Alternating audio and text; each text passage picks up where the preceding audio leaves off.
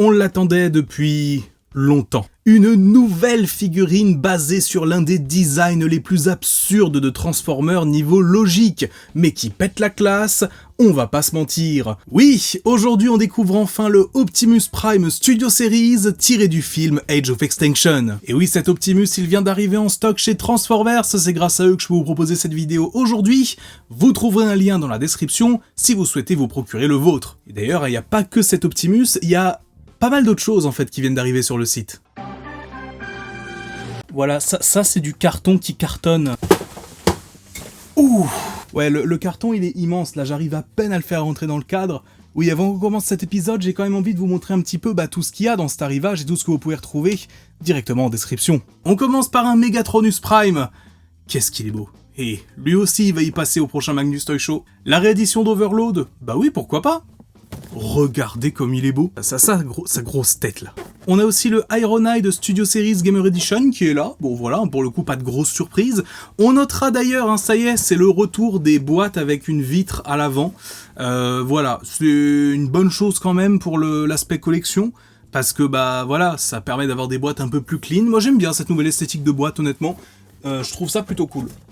La réédition de Tarn, Legacy United. Enfin, du coup, la réédition de Legacy Evolution, techniquement. À l'occasion de Maze Force, qui arrive bientôt, le crossover avec le Mandalorien. Celui-là, j'ai très hâte de le découvrir, pour le coup, parce que, ouais, je le trouve visuellement très cool. Ouais, très hâte de pouvoir vous le présenter. Je pense que ça, je ferai ça sur les réseaux sociaux. Et je vous en avais parlé, la fameuse matrice de Transformers One, elle est là, elle est présente.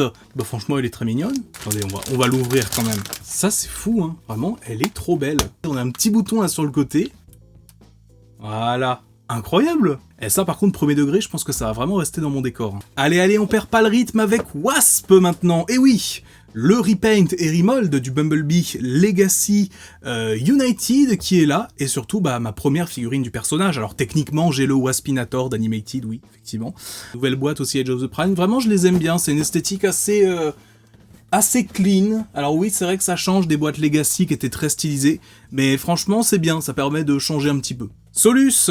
Alors Solus, j'ai entendu beaucoup de choses sur elle pour le coup. À voir si la figurine vaudra le coup, ça pour le coup c'est vraiment une de mes plus grosses interrogations. Je pense que je vous en parlerai peut-être dans le Magnus Toy Show dédié à Megatronus, pourquoi pas. Finalement les deux vont ensemble quelque part. Voilà, l'artwork est quand même très stylé. Et on termine bien comme il faut, avec un Grimlock Génération 2, et oui, le fameux leader Grimlock, avec les couleurs donc bleu, le petit Willy là qui est là, et qui est ici dans la boîte, voilà.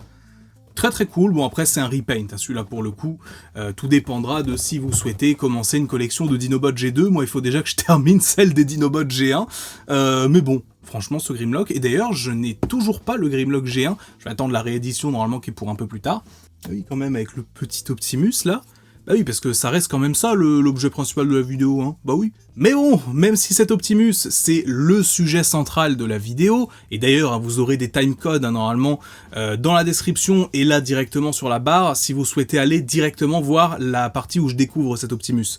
Mais en réalité, on va pas du tout parler que de cet Optimus-là. En réalité, on va revenir sur toutes les figurines qui ont essayé d'adapter ce design, de la première, donc la First Edition, jusqu'à celle-ci, et on va voir du coup le chemin qui a été parcouru, on va voir que ça a été très loin d'être un long fleuve tranquille, ça c'est le moins qu'on puisse dire. Car ça, bah ouais, c'est un truc que j'adore dans la collection de Transformers, comment certains designs parfois impossibles sont adaptés en figurines. L'un des exemples évidents est le Galvatron d'Age of Extinction, qui ne se transforme carrément pas dans le film, il utilise juste des particules de transformium, et cet Optimus, il rentre presque dans la même catégorie. Il suffit de regarder sa transformation à l'écran pour comprendre la triche énorme qui a été faite niveau effets spéciaux. Entre l'absence quasi totale de pièces du camion et sa silhouette très longiligne, adapter ce design est un véritable défi. Et du coup voilà, ce que je vous propose, c'est de revenir sur chaque tentative qui a eu lieu jusqu'à maintenant, pour comprendre que on est certes arrivé là aujourd'hui, mais qu'on revient de très loin.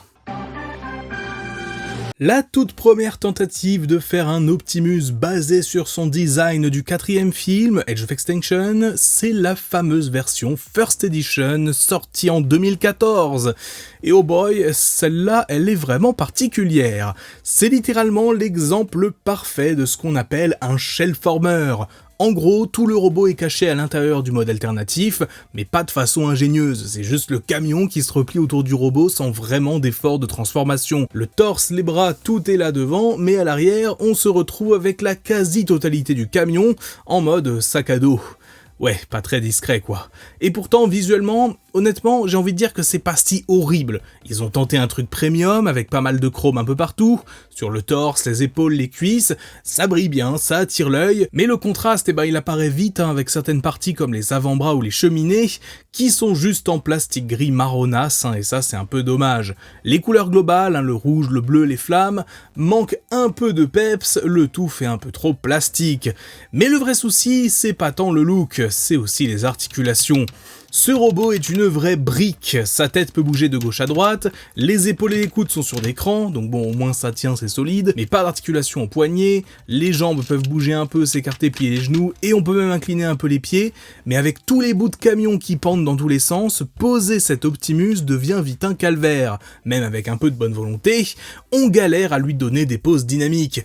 Et le pire, c'est que certes les articulations sont solides d'un côté, mais de l'autre, la qualité du plastique en lui-même est terrifiante. Les mollets par exemple, ils me font peur, vraiment. Alors, ils ont tenu depuis 2014, donc tant mieux, mais lui faire des poses dynamiques, non seulement c'est difficile, mais j'ai l'impression qu'un truc va lâcher quand je le fais. Côté visage, il a un look sans masque de combat, et l'apparence a le mérite d'être bien fidèle pour le coup à ce qu'on a vu dans le film. Par contre, son torse, lui, ne correspond pas du tout à celui vu à l'écran, mais là-dessus, on sait pourquoi. Le jouet a été basé sur un concept art qui a été modifié dans la version finale, donc bon, difficile de blâmer totalement Hasbro là-dessus. Pour les accessoires, il arrive avec son bouclier et son épée. L'épée franchement est pas mal, elle tient bien, elle est à la bonne taille. Par contre, elle est faite dans un plastique jaune assez étrange, très éloigné de ce qu'on voit dans le film. Et alors le bouclier, comment dire, il est super large avec des pics partout comme s'ils avaient voulu représenter un effet d'énergie, mais en main ça ressemble surtout à un frisbee mal foutu. Et une fois accroché sur le bras, il cache toute la silhouette du personnage en fait. Et malgré tout, j'ai une certaine affection pour cette figurine. C'est le tout premier Optimus que j'avais acheté à l'époque d'Age of Extinction, la première figurine, même tout court, que j'ai acheté dans la gamme. J'étais hypé, je l'attendais, et du coup il a une vraie valeur sentimentale pour moi. Mais objectivement, ça n'est pas un bon jouet. C'est sympa à avoir pour le côté nostalgique ou pour rigoler dans une collection, mais toutes les versions sorties après font bien mieux, sur tous les plans.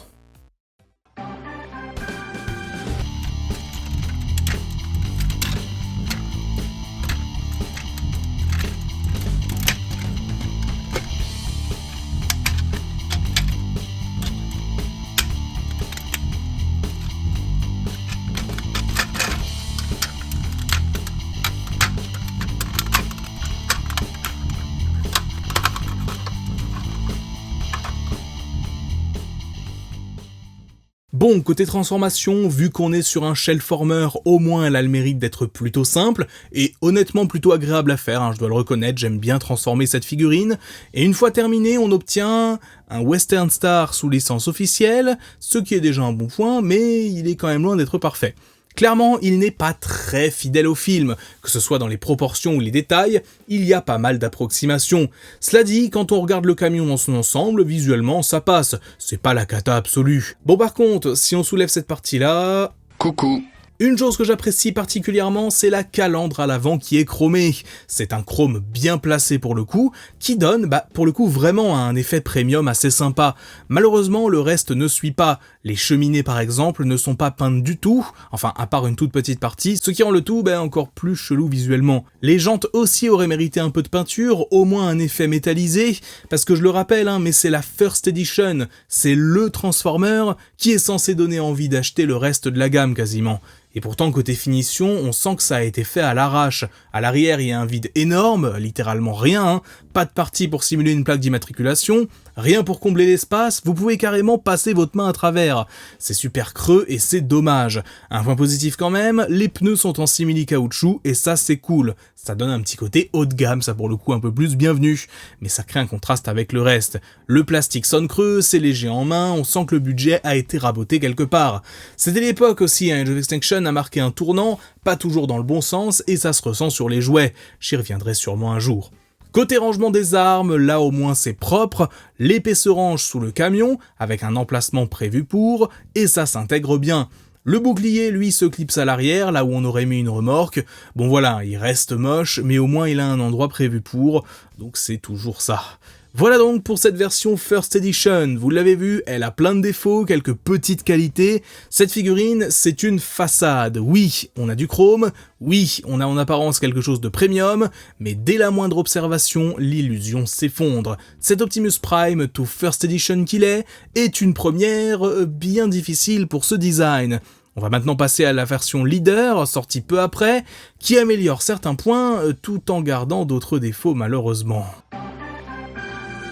Quelques mois, voire à peine quelques semaines en fait après la sortie de la First Edition, on a eu droit à une nouvelle version de cet Optimus Prime. Cette fois, c'est une version Leader, donc un peu plus petit en taille, mais avec une ingénierie plus poussée. C'est ce qu'on va découvrir ensemble. Petite précision, la version que je possède, c'est celle de The Last Knight, mais en réalité, ce molde-là a été commercialisé pour la première fois en 2014, à l'époque d'Age of Extinction. Dans des couleurs davantage chromées, un peu comme le First Edition, il a ensuite été réédité 3 ans plus tard, avec des teintes plus sobres et plus cohérentes visuellement pour Transformers 5. C'est cette version que j'ai sous la main aujourd'hui, mais ce que je vais dire là s'applique aussi à la version de 2014, du moins pour ce qui touche à l'ingénierie. On se retrouve donc avec un Optimus plus petit, clairement, mais aussi un peu plus élégant, disons. Pas svelte non plus, faut pas abuser, mais on n'est plus sur une grosse brique comme le First Edition. La silhouette est un peu plus travaillée, moins massive visuellement, alors attention, c'est toujours un shellformer, avec des pans entiers du camion qui finissent dans le dos, mais là au moins ils ont essayé de mieux répartir les pièces. Par exemple, certaines parties du camion viennent former une sorte de jupe autour du bassin, façon chevalier, et d'autres se replient plutôt bien à l'arrière. Alors bien, c'est un grand mot, mais comparé à la First Edition, c'est clairement plus propre. Parce que des défauts, sinon il en a, notamment au niveau des articulations. Déjà, la tête est montée sur un ball joint, ce qui en soi est correct, c'est cool, sauf qu'elle est aussi sur un ressort à cause de la transformation. Du coup, dès qu'on la touche, elle s'enfonce. C'est pas dramatique, mais c'est relou. Et d'ailleurs, un point assez comique, c'est que sur certaines éditions de cette figurine, quand on la transforme de véhicule à robot, la tête saute tout bonnement à cause du ressort. Wow. Ensuite, les épaules sont sur cran, ce qui donne un peu de solidité, oui, mais ça limite aussi pas mal les mouvements. On n'a pas une grande liberté de pose, surtout avec les pièces latérales qui gênent un peu. Pareil pour les coudes, qui eux sont aussi sur des crans, mais bon pour le coup ils passent un peu mieux. Pas d'articulation aux mains au passage, sauf le pouce, voilà ça lui permet de tenir l'épée, mais ouais c'est tout, juste le pouce quoi. Le bassin a une petite rotation, mais comme il y a la masse de pièces dans le dos, on peut à peine l'utiliser. Les jambes quant à elles ont une amplitude correcte grâce aux articulations à cliquet, et les genoux aussi. Les pieds peuvent pivoter un peu pour aider aux poses, mais encore une fois, c'est pas fou. En fait, malgré une meilleure conception générale que le First Edition, certaines parties du robot gênent toujours les mouvements, surtout autour du bassin et des épaules. Il y avait un vrai potentiel au niveau des poses, mais on atteint vite les limites, c'est assez frustrant en fait. Cela dit, à manipuler, je le préfère 1000 fois au First Edition.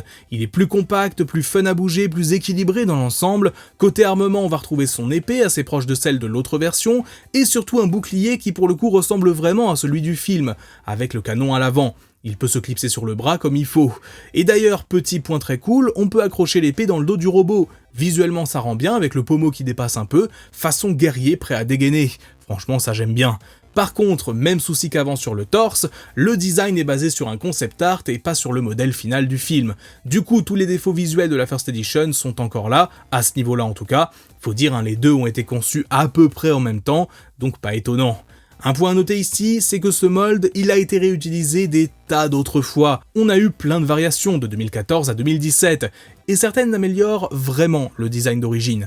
Par exemple, parallèlement à la sortie de The Last Knight, Takara a sorti une version de cette figurine qui transforme tout son backpack en bouclier, de sorte à en faire une variation de celui vu dans Dark of the Moon. C'est à mon sens une excellente façon de contourner certains soucis du mold, et j'adorerais mettre la main dessus un jour. Et la transformation dans tout ça, on va voir ça tout de suite.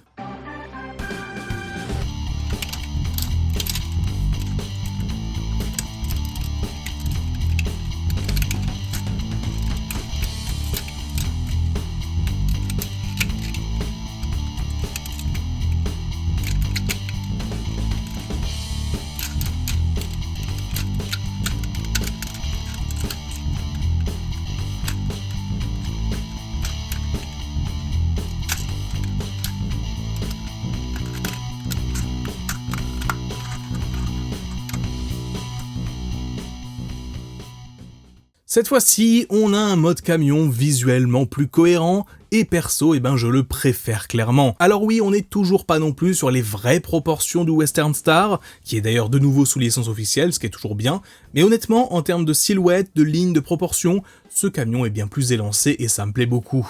On peut ranger toujours l'épée en dessous et accrocher le bouclier à l'arrière. Tous les défauts du First Edition n'ont pas disparu, c'est sûr, mais on sent quand même qu'il y a eu du progrès, notamment à l'arrière. Cette fois, on a bien les feux, et pas juste du vide, rien que ça c'est un vrai plus. Autre détail, les cheminées sont enfin peintes de manière cohérente. Bon, c'est juste du plastique gris en l'occurrence, mais au moins c'est uniforme, et visuellement ça passe beaucoup mieux. On a toujours ce petit trou à l'arrière, mais franchement, c'est rien comparé à ce qu'on avait sur la première version.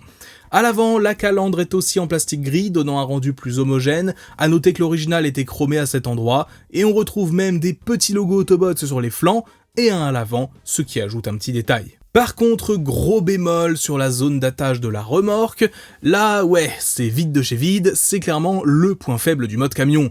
Mais en dehors de ça, on a un véhicule qui tient bien la route, sans mauvais jeu de mots, avec un rendu global assez propre, plutôt réussi, et encore une fois, le mode camion est meilleur que le mode robot. Malgré tout ce que j'ai pu dire, j'aime beaucoup cet Optimus, il est cool à manipuler, il a une bonne gueule. Alors non, ce n'est pas une bonne figurine, clairement pas, même pour l'époque, donc encore moins aujourd'hui, mais entre ce modèle et le First Edition, il n'y a pas photo. Celui-là est bien meilleur à mon sens, même s'il est loin d'être parfait. En 2017, on se retrouve cette fois-ci non plus avec une figurine de classe leader, mais bel et bien un Voyager pour ce design d'Optimus Prime. Donc un format un peu plus petit, oui, mais avec une finition très clairement supérieure aux deux précédentes. Et ça, on le voit tout de suite, dès le premier coup d'œil, avant même de parler d'articulation ou de quoi que ce soit d'autre. Déjà, visuellement, cet Optimus est bien plus fidèle à son apparence à l'écran. Alors oui, évidemment, il y a encore des morceaux du camion visibles sur le robot.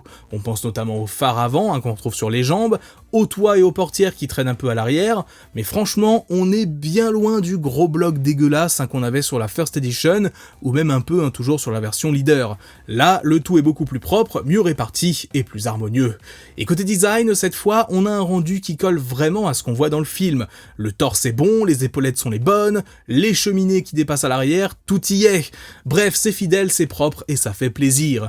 Niveau articulation, là encore, c'est franchement pas mal. La tête est montée sur ball joint, les épaules sont solides, et cette fois-ci, elles ne sont pas limitées par des crans comme pour le Leader, ce qui donne une meilleure amplitude de mouvement. Les coudes, bon, un peu vieillis sur mon exemplaire, ils sont devenus un peu lourds avec le temps, mais rien de dramatique. Le bassin peut pivoter, les jambes peuvent s'écarter, les genoux se plient sans problème, seul vrai défaut, les pieds qui eux sont fixes et pas du tout articulés.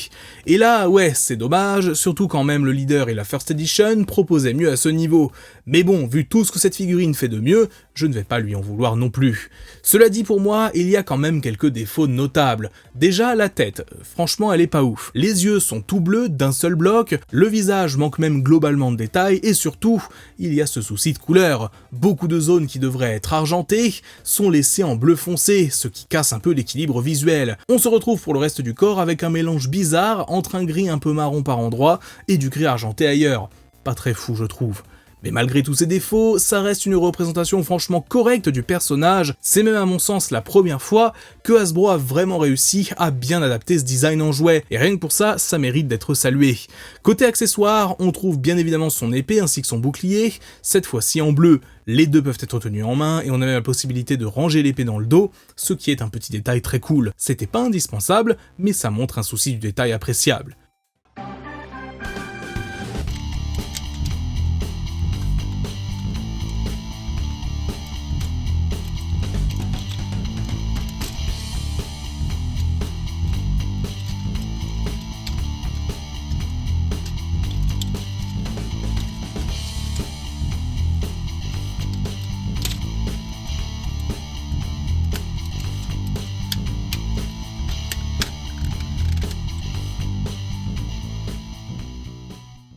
Une fois transformé, on retrouve donc à nouveau ce fameux Western Star sous licence officielle.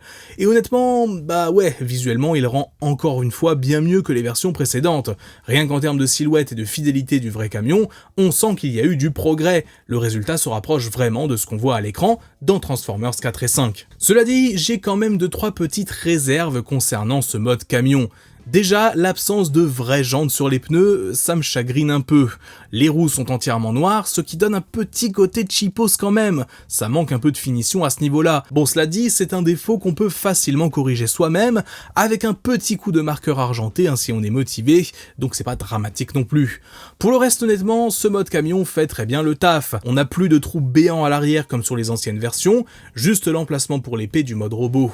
L'apparence générale est bonne, les proportions tiennent la route, et même si on voit encore un peu les mains à l'avant quand on regarde en dessous, tout le reste est bien camouflé. L'épée peut toujours se ranger sous le châssis, et le bouclier vient se clipser à l'arrière, là où se trouve la tâche de la remorque. Classique mais efficace.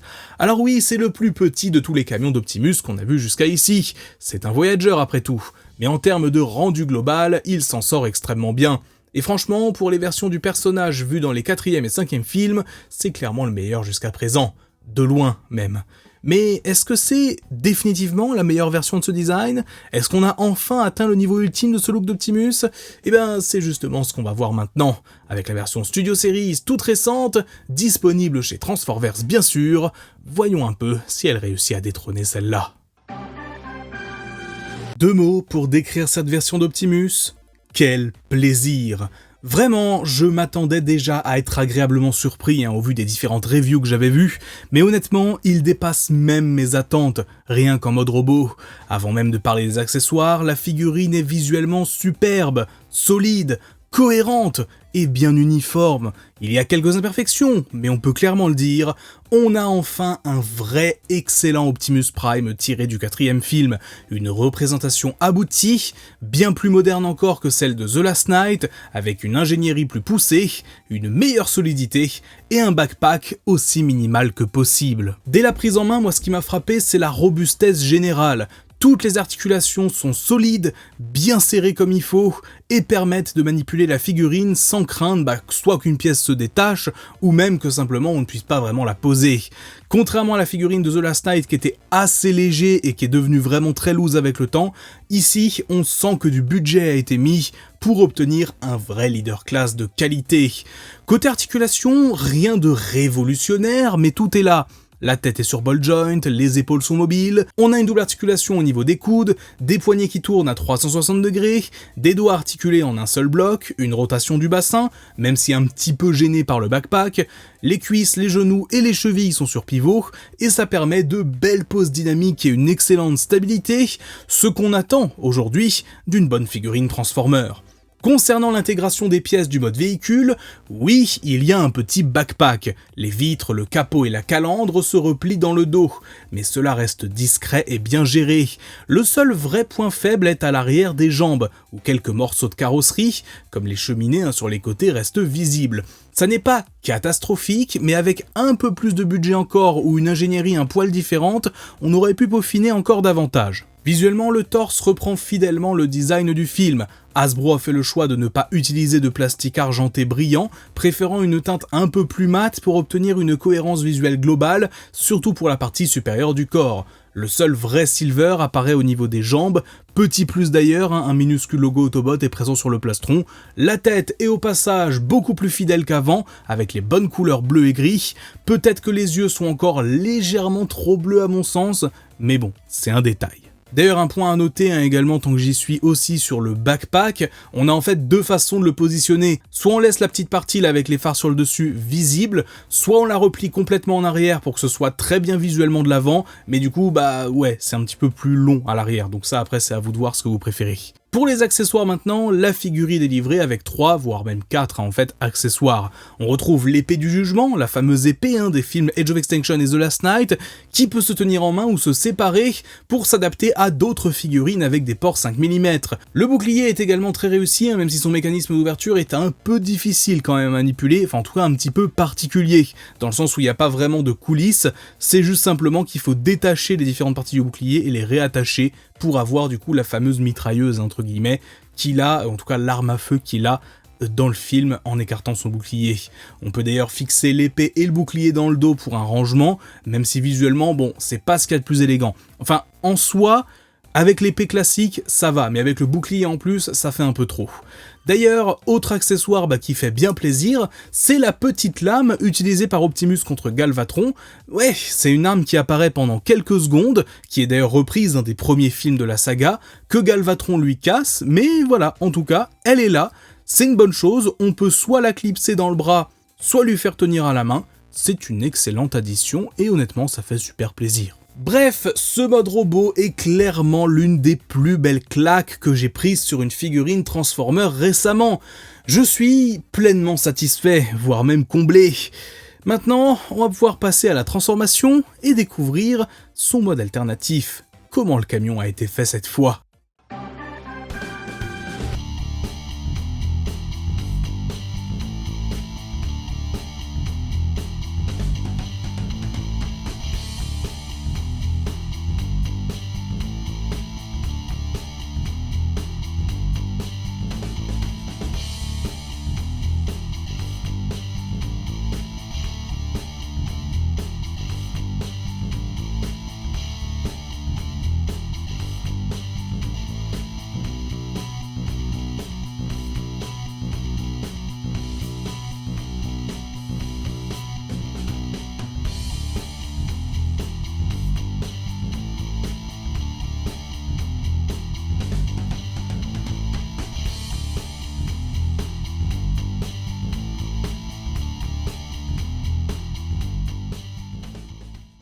Après une transformation extrêmement fluide et agréable, je pense que vous l'avez vu, on se retrouve donc avec, encore une fois, oui, la meilleure version du personnage dans ce mode-là aussi, le meilleur mode camion, basé sur le 4e et 5e film. On a ici donc de nouveau un Western Star sous licence officielle, et franchement, presque tout est réussi. Déjà en termes de proportion, c'est là, c'est bon, et les couleurs en plus, elles sont respectées, et elles sont vraiment cool. Surtout, certains défauts qui étaient présents sur la version The Last Knight ont été ici majoritairement corrigés, notamment les jantes qui sont cette fois-ci peintes en argenté, tout comme la calandre avant, ce qui rend très bien.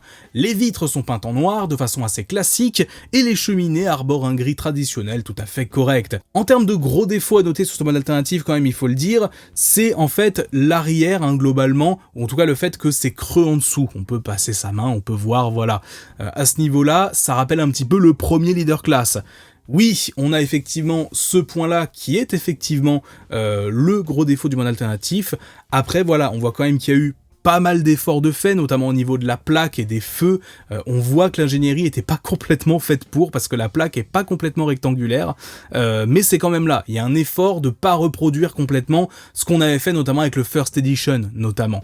De même, on va pouvoir stocker aussi les accessoires, notamment l'épée et le bouclier, qui peuvent être emboîtés l'un dans l'autre, comme on pouvait faire dans le dos, et donc se fixer à l'emplacement de la remorque, histoire, pour le coup, de masquer un petit peu les creux qu'on a à l'arrière, c'est pas plus mal. Pas d'épée qui se stocke en dessous cette fois-ci, voilà, c'est un des seuls changements vraiment à noter concernant la philosophie du mode alternatif, comment il fonctionne, parce que jusqu'alors, toutes les versions avaient l'épée qui se stockait en dessous. Comme je l'ai dit, donc en termes de taille, de proportion, c'est du très solide. On notera cependant que toute la partie autour de la cabine, donc voilà, tout ce qui est à l'arrière là, ça se clipse, c'est beaucoup de clips à mettre les uns dans les autres. Et ce que j'ai remarqué en pas mal de transformations déjà, c'est qu'à chaque fois, il faut bien tout serré. Faut pas hésiter à limite compresser l'ensemble pour que ça se mette bien, pour s'assurer que tout soit bien en place, parce que sinon, ça arrive qu'il y ait un clip qui se barre et que du coup un autre puisse se barrer aussi. Bref, faut que tout soit bien compressé et après on obtient un résultat tout à fait excellent. Très clairement, cette figurine Leader Class est la meilleure représentation d'Optimus Prime à ce jour dans sa version 4e et 5e film. Je suis d'ailleurs extrêmement hypé de voir ce mold être réutilisé pour une version Nemesis Prime, car oui, un bon mold, ça mérite d'être réutilisé. Avec cet Optimus, on tient une vraie pépite, probablement déjà l'une des meilleures figurines de l'année. Certes, il n'est pas parfait, notamment à cause de l'absence de Silver sur une bonne partie du mode robot, mais pour le reste, c'est du très bon, voire même excellent. Donc encore une fois, n'hésitez pas à aller faire un tour chez Transformers pour découvrir ce tout nouvel Optimus Prime, actuellement disponible en stock sur le site. Voilà pour ce tout nouvel épisode du Magnus Toy Show, j'espère vraiment qu'il vous aura plu parce que j'ai vraiment essayé de vous faire ça un petit peu entre guillemets à l'ancienne, dans le sens où j'ai vraiment voulu vous faire un gros épisode avec plein de figurines différentes, autant que possible en tout cas, que j'ai dans ma collection. Voilà, j'espère qu'il vous aura plu, j'espère que vous aurez appris des choses quand même sur, l'histoire des jouets de cet Optimus. Sur ce, je vous propose qu'on se retrouve dès dimanche pour une nouvelle vidéo news, et la semaine prochaine pour du nouveau contenu. N'oubliez pas bien sûr le lien dans la description vers Transformers si vous souhaitez vous procurer votre figurine d'Optimus Prime, et même toutes les autres que je vous ai présentées ici. D'ailleurs, un petit info, mais tout ce qui est en rupture de stock, on est actuellement en train de restocker. Donc voilà, vous inquiétez pas, ça reviendra. Bref, sur ce, on se dit à très vite pour du nouveau contenu, c'est tout pour moi, c'était Magnus, ciao!